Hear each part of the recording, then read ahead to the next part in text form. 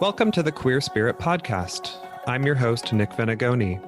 Here we have conversations with artists, healers, and activists who enliven the LGBTQ communities and who empower our queer spirits to flourish. Today on the podcast, I'm speaking with David Weissman. David is a documentary filmmaker, public speaker, and longtime activist. He is best known as producer of the films The COCKETTES, We Were Here, and Conversations with Gay Elders. David was also co-founder of QDoc, the Portland Queer Documentary Film Festival. Today, David shares how he became an accidental filmmaker while he followed his path of activism. We discuss how his style of interviewing to elicit personal story colors the depth of his documentaries on queer history. Find him and his work at davidweissmanfilms.com. That's David, Weissman, films.com. Hi, David. Welcome to the Queer Spirit. Good morning, Nick. Thank you for being here. My pleasure. So to start off, I wondered if you could just share with us a little bit about how you first got into filmmaking.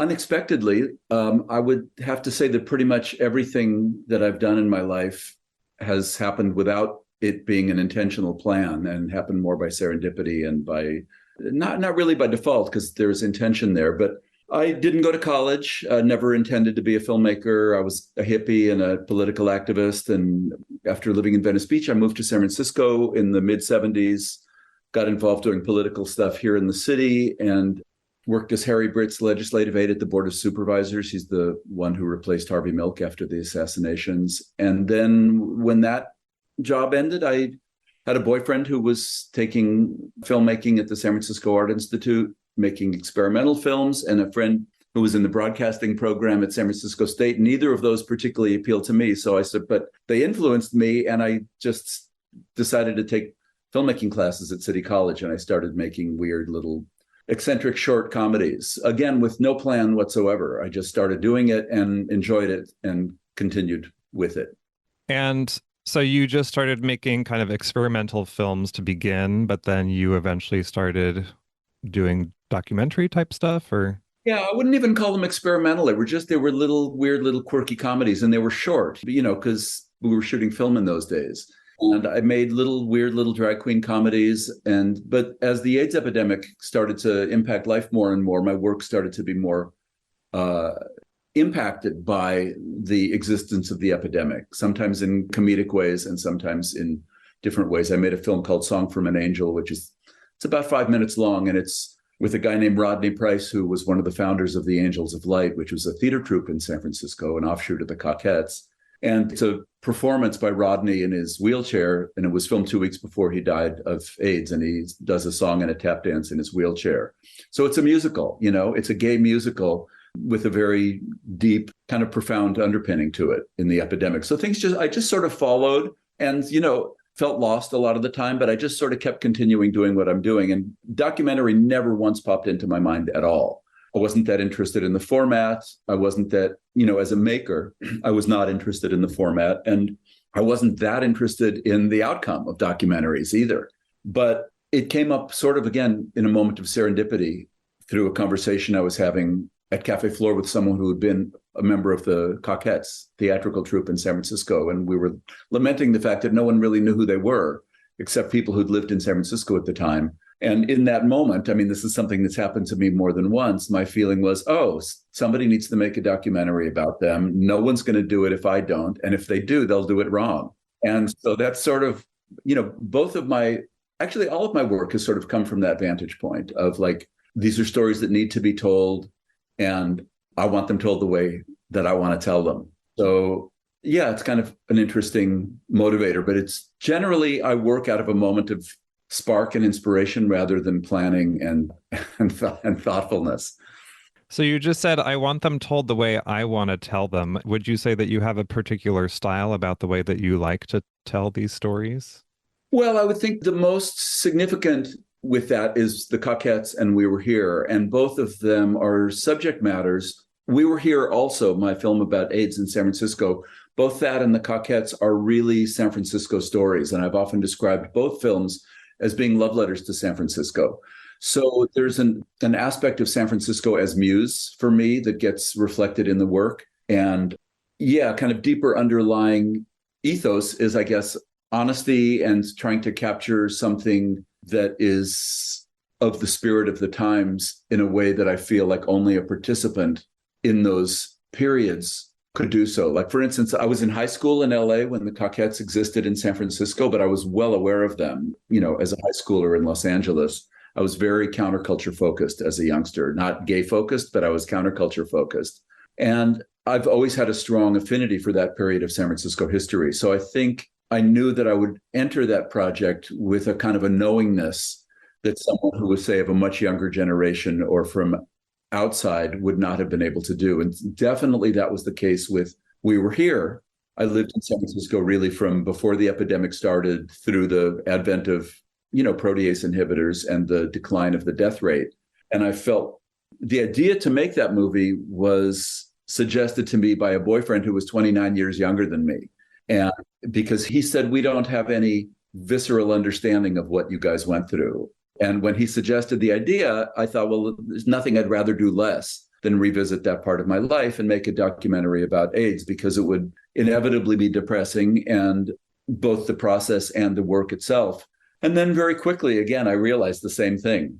Nobody's going to do it if I don't. And if somebody else does it, they'll do it wrong. And so both films really reflect, I think, my love for San Francisco and my sense that these are stories that really need to be told by someone on the inside. Yeah. Yeah, I was just going to say that it sounds like you're really valuing your perspective as being an insider, being able to tell the story from the inside, as opposed to an outsider coming in who may not really understand the importance or the meaning of certain things or nuances and that kind of thing. Yeah, I mean, I don't know that I was a little struck when you said my perspective, because I don't really want the movies necessarily to be my perspective, but I think the fact that I have a deep history with these themes enables me to go to areas that might not occur to someone else, to ask questions that might not occur to someone else to answer. Even with my conversations with gay elders projects, which is speaking with pre-Stonewall era gay men about what it was like for them to realize they were gay in the 30s, 40s, 50s. People suggested, well, why don't you have you thought of having young filmmakers do the interviewing? And I realized, well, they wouldn't be able to ask the kind of questions that I'm asking because they don't have the historical reference. They don't have the life experience. And so there's a kind of a camaraderie, I think, in all of those works, in the COCKETTES, in We Were Here, and in the Elders projects, where there's a kind of a camaraderie between me and the person being interviewed that enables a deeper kind of interview than a journalist or someone of a different background would have been able to access. Mm-hmm. Yeah.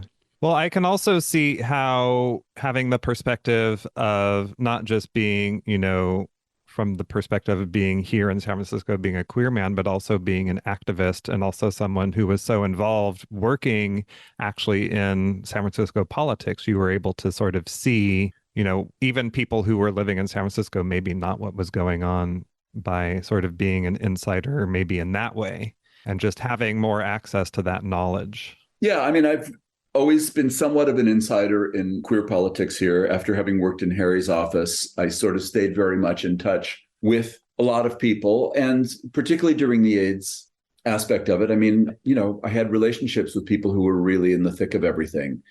And it's just politics has sort of been, one of the primary frames of reference through which I view life and reality. So yeah, it's all there, and it all informs how I approach these things. And I think that there's an underlying political agenda for me in all of my work. I mean, certainly the We Were Here story could have been told very, very differently. I mean, there's a million ways of telling a story about 30 years of AIDS in San Francisco. And really the idea, the choice was to do it using only 5 people and to make a 90-minute long movie. It's a terrible idea that happened to work out really, really well. What makes it a terrible idea in your perspective? Well, it's an enormous history of incredible complexity. I mean, political, emotional, scientific. I mean, we're talking about 20 years. Really, the biggest piece of gay history still is the AIDS epidemic. I mean, it still is affecting us, even though it's not as overt. But, I made the choice very, very early on to go for depth rather than breadth, and to hope that I could evoke the spirit and the feeling of the times, if not all of the details of the times. And I think for me, that was a more important approach to take, is to capture a sense of what we as a community went through deep, intimate interviews with as few people as I could get away with. And, I had people tell me afterwards that when they knew that that's what I was doing, that they just thought, oh, no, no, no, no, that's a terrible idea. And then they saw the movie and thought, oh my God, it really worked. Yeah, yeah. Oh, but it was risky. It was very risky. Yeah. Well, having rewatched it recently, and also having just seen other documentaries about HIV in the 80s and the 90s and reading books and stuff like that, there are so many other resources out there that just sort of give you the facts where you can get that. And I think that really, this movie really allows you to feel into what it was like on a visceral and an emotional level, because these people are telling their personal stories, and you go so deep in their personal story, from what was their life like pre-AIDS to all the way to the present day, post, medication, right? And I believe this came out before PrEP also, right? This film came out before PrEP. Yes, it did, because I remember a few years of conversations around barebacking and prevention.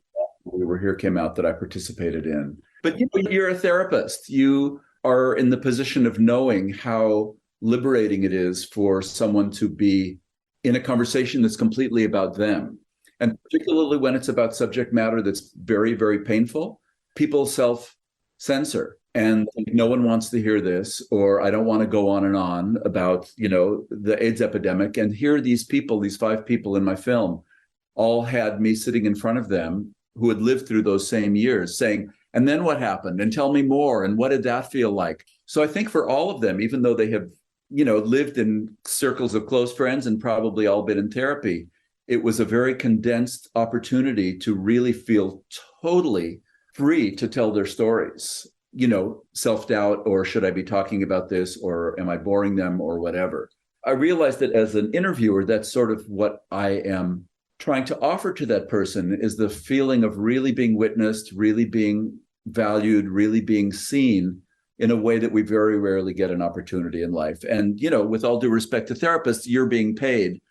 And it's a different situation than someone just sort of, saying, give me more, give me more, give me more. I want to know more about you and your life and your experiences and your feelings. And it's all about you. I've gone over the years to Radical Fairy gatherings, and also gatherings of a group called the Billies in Northern California, which is similar. And the core rituals of the gatherings that I choose to go to is something called a heart circle. And a heart circle is, I guess it's like a Native American talking circle or a Quaker meeting or whatever. But the idea is someone who has something that they want to share coming from their heart has an opportunity to speak in front of a room, and no one feeds back. No one gives you responses. It's just an opportunity to witness and to be witnessed. And it's a very, very powerful ritual. And I think that particularly with We Were Here and with my Gay Elders Project, I really wanted to, give the person being interviewed that experience that one can get in a heart circle of just, this is your space to tell your story and express your feelings. Mm-hmm. Yeah, and I would agree with, the younger person who encouraged you to make the movie, that it is important.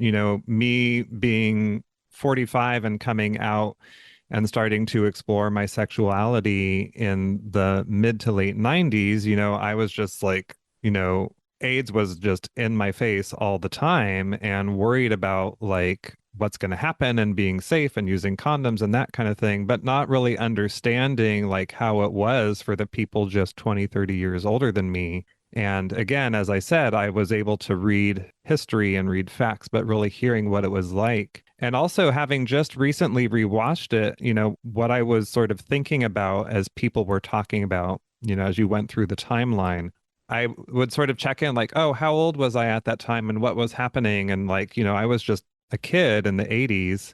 And it also made me think like, gosh, what were the adults around me thinking based on what they were hearing? And also, as they were starting to have inklings that I might have been queer too, like, what were they thinking about me and about the world that I might be going into, and what that was going to be like. It was really just an interesting introspective kind of process for me to have that as I watched it. Yeah, there's so many different vantage points for me, I was a sexual gay man prior to the epidemic, which was its own experience of adjustment. And then for people who were coming out as more and more information was, your parents think you're going to die when you tell them that you're gay. And then the incredible fear of intimacy, physical intimacy and body fluids and stuff. So, there's endless stories out of the epidemic that remain to be told. And I have to say that, I really made that movie for gay men, and I made it to screen once at the Castro Theater because I thought, who's going to want to see this? But I really wanted it to play once at the Castro Theater. And the idea was for the generation that lived through it, I really hoped that it could be a cathartic and healing experience. And for younger gay men who didn't live through it, I really hoped that it would give them a visceral understanding of how the world became to be what it is now. And the gratification of hearing from much younger men about what it was like for them to watch the film was extraordinary. Mm-hmm. Yeah. I want to pause briefly and invite you to join the Queer Spirit community. This is a new private space, free from the distractions of our previous Facebook group. Here we can gather together in a virtual community of our own co-creation to continue discussions on the topics from the podcast, but most of all to connect with other queer folks on a spiritual path. To join us in our new space, simply go to queerspirit.mn.co. That's queerspirit.m as in Mary, n as in Nancy.co. You can also find the link in the show notes. Okay, now back to our conversation. So, I've had another, I don't know if he would call himself a documentarian, but video artist, activist named Leo Herrera on the show before. And he has a project that he did called The Fathers Project, which is about envisioning what queer culture would be like had AIDS not existed. And I'm curious, you've made other films that are not about AIDS, the COCKETTES is sort of pre-AIDS.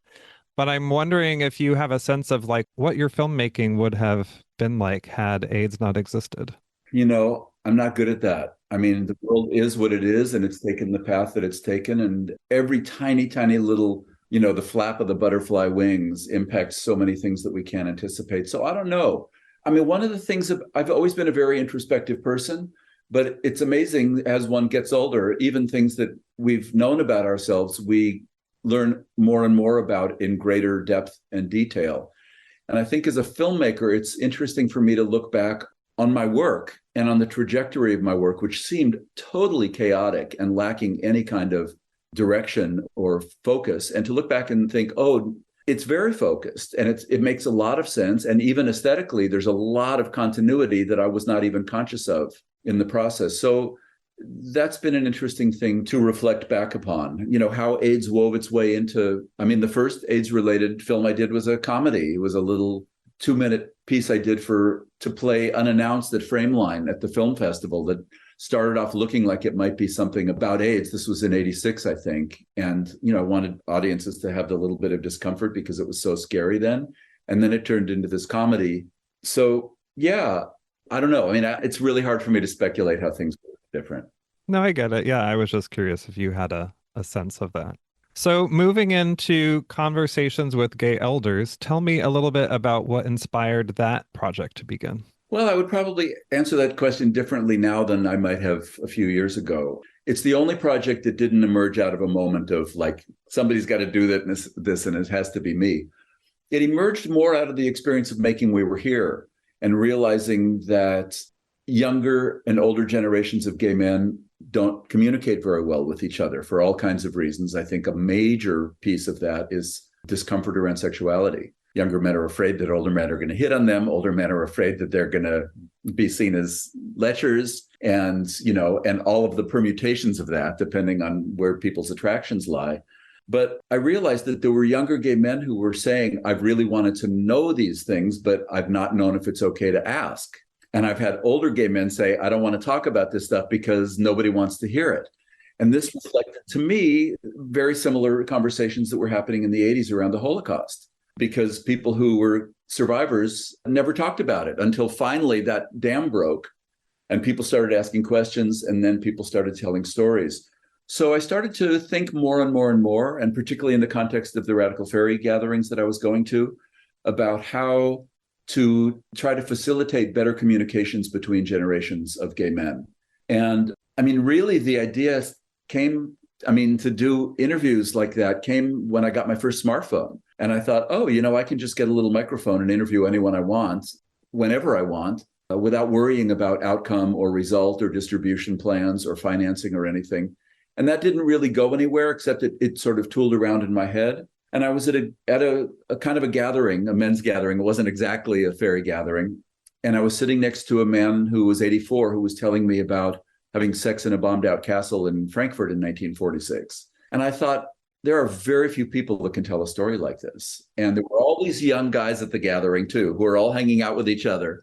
And part of me just wanted to go over and shake them and say, don't you realize that you're not the interesting ones, they are, and you need to, but I also know from my own life, it's developmentally natural, and they're not going to necessarily want to go sit next to the 84-year-old guy at dinner. They're going to want to sit next to the, hot younger person, which is normal. So that sort of instigated in me the idea of like, oh, I could be an intermediary, and I could interview these older men, again, with a kind of a depth that a younger person wouldn't bring to it. And then these things would be available for posterity. And these guys who were 25 at the gathering, maybe when they're 45, they'll think, oh, I wish I'd talked to that guy who's no longer alive about World War II. So that was sort of my underlying objective. And there was no distribution intention particularly. I just thought, I'm just going to do this. And I got a grant that sort of enabled me to start off working in a very process-oriented way, which is not normal for film. And that's basically how it started. And then after the first one, I decided I should be an on-camera participant. The first one, it was just a regular interview.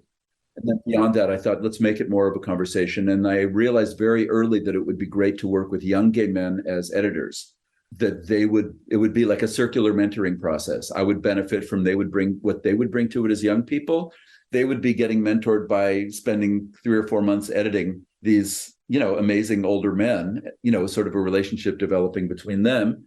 And then I would be also mentoring from the filmmaking vantage point. So that's sort of how it evolved. And it just it remained a very process-oriented project.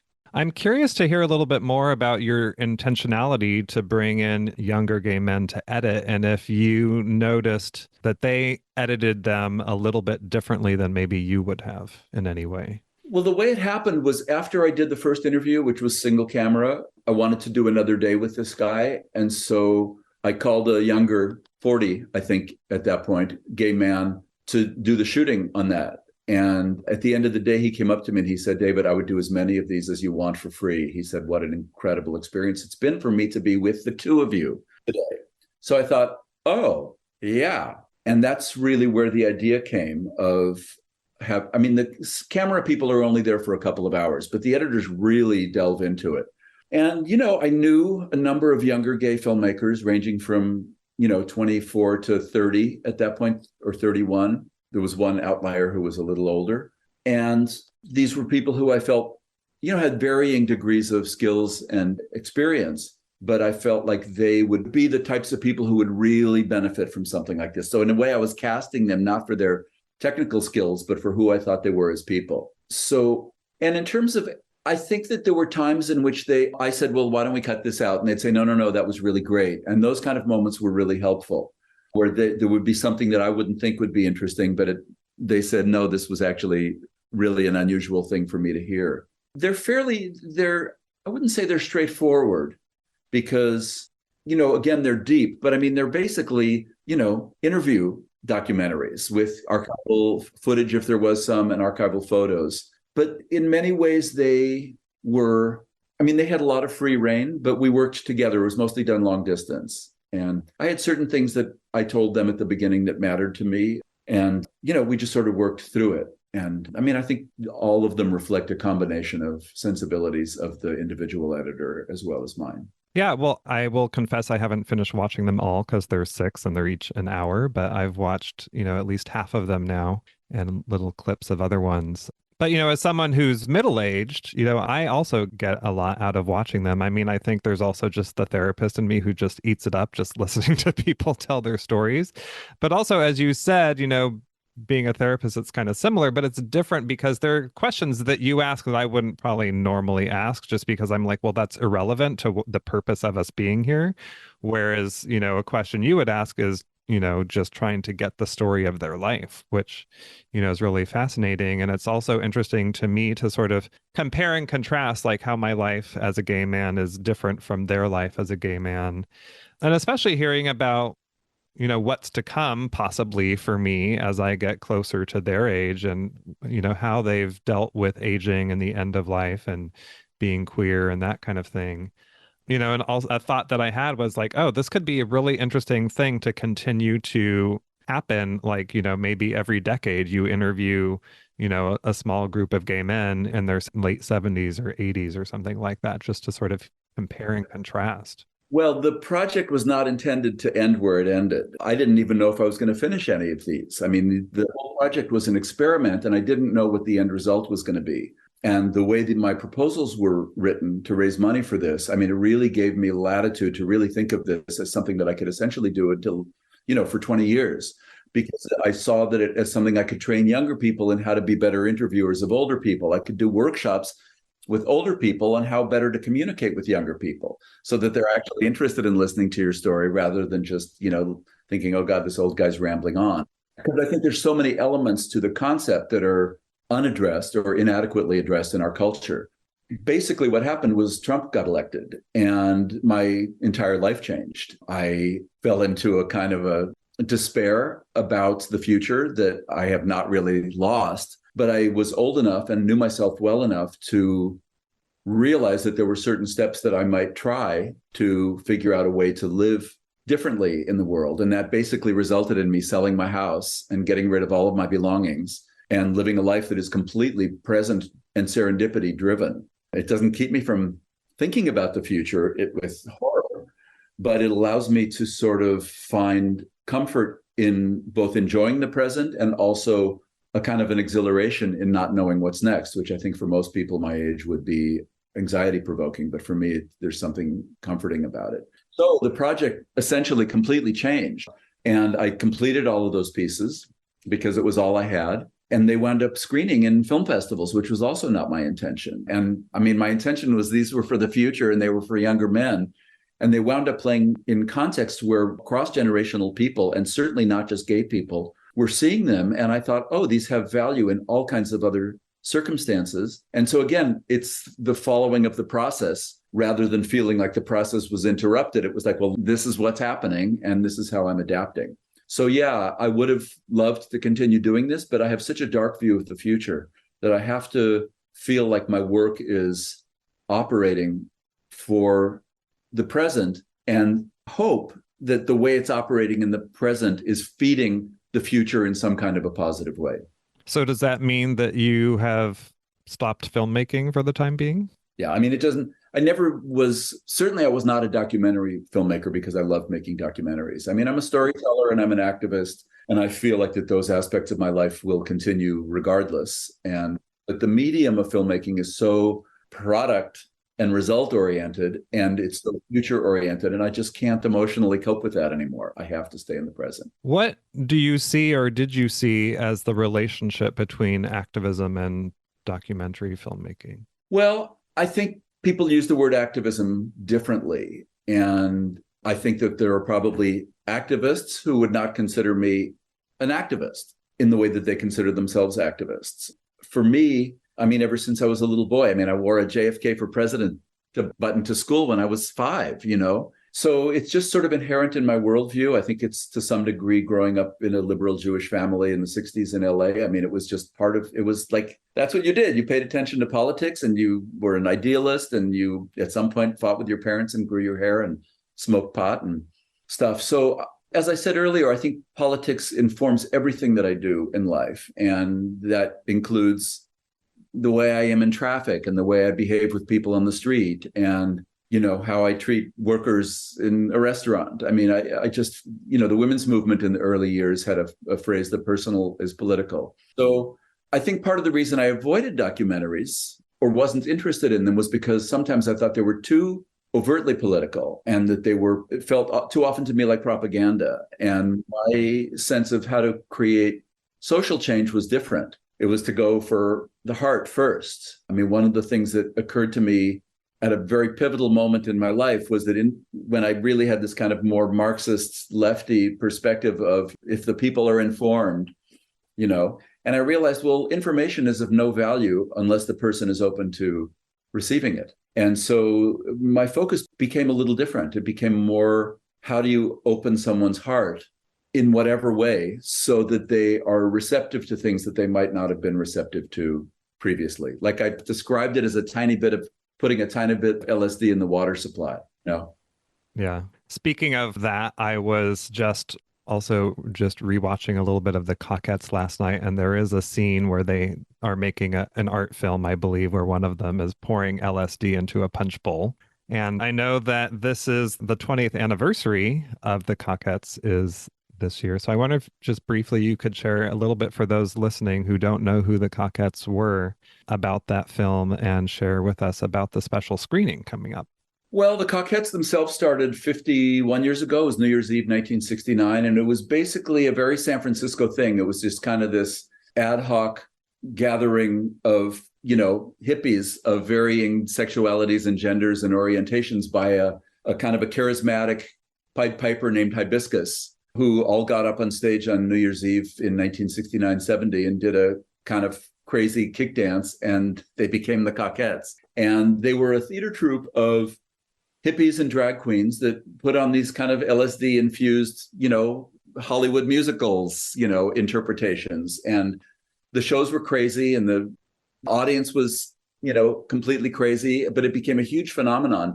And in a way, they were the originators of what came to be called genderfuck. And really the whole non-binary identity, in a sense, started in that era, not exclusively with the COCKETTES, but they were the sort of the most visible purveyors of, we are not respecting any gender lines at all. And so the movie idea came up, as I mentioned earlier, in a conversation with someone who'd been in that little movie that you talked about, which was called Trisha's Wedding. It was a parody of Nixon's daughter's wedding at the White House. And the person putting the LSD in the punch was Eartha Kitt. And I had seen Trisha's Wedding as a teenager. When I was in LA, I was not out of the closet. I was a totally hippie identified, lefty, radical, Grateful Dead following kid. And Trisha's Wedding was the first time I really saw gay hippies that I thought, these people are so fucking cool. And yet they're in drag and they have beards and dresses and they're putting acid in the punch.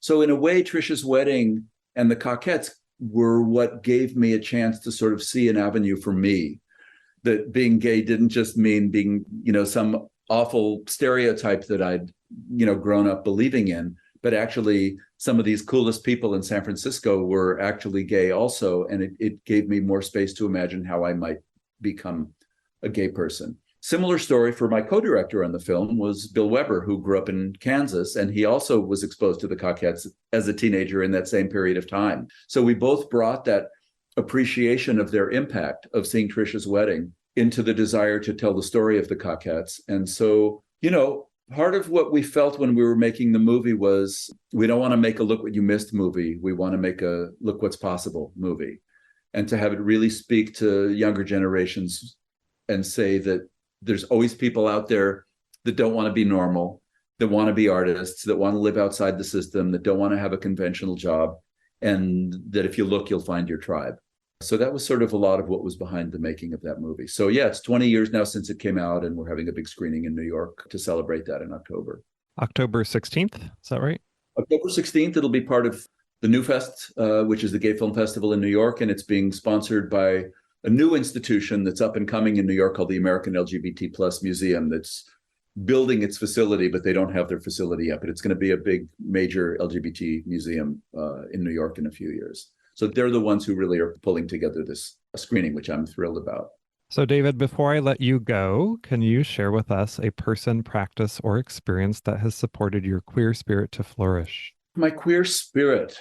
I don't know, because when I look back at moments of kind of profound shift or profound deepening, like the first time I took LSD as a 16-year-old, I realized that I was not a blank slate when I took the LSD, that I already had something in me that made that experience happen the way it is. So that everything subsequently that, Harvey Milk or, Yeah, I don't really know how to answer that. I mean, I think it's a bigger, vaguer process for me. I don't know that. I mean, first of all, what is my gay spirit? I don't really know. I mean, I think the COCKETTES certainly were enormous for me, as I was saying, just because there was this. I mean, I think one of the things about the COCKETTES for me that impacted, I mean, the seeing of Trisha's wedding that impacted everything that came subsequently was they weren't overtly political at all, but they undermined every convention of bourgeois society and every norm of bourgeois society, which how political can you be, you know? But it was so indirect and it was so done with humor and creativity.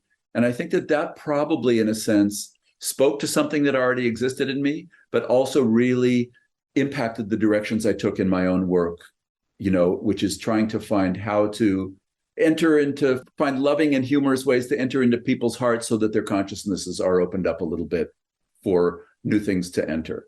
Yeah, I guess in some ways I'd have to say the COCKETTES were a big, yeah. David, can you share where people can connect with you and find your work?